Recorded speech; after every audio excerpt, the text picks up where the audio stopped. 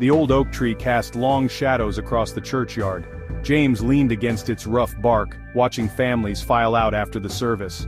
He spotted Ryan, his friend since childhood, and waved him over. Ryan's brow was furrowed, his usual easy smile absent. "Something on your mind?"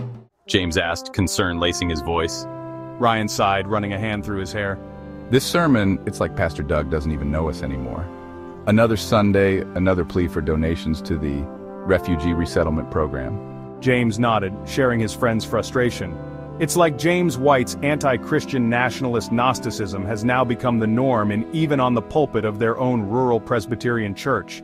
Their families had been pillars of this rural community for generations, but now, heritage Americans who hold traditional views on race and ethnicity are simply threatened with church discipline. The church was their bedrock, but something felt off these days. The two young men continued to express their concerns about how liberal their Presbyterian church has become. Remember when Pastor Michael got shunned for speaking out against that women's ordination conference? Seems like you can't even question things anymore without the gatekeepers labeling you a sexist and a racist. The men expressed their concern with the grip that midwit boomer cucks have had over the church for far too long.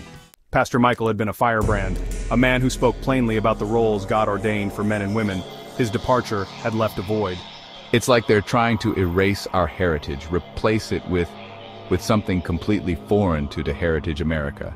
He gestured vaguely towards the departing churchgoers, a mix of unfamiliar faces and families they'd known all their lives.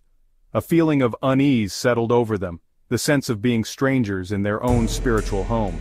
Mark and Ryan came to realize that their generation's fight to restore the church has now only begun.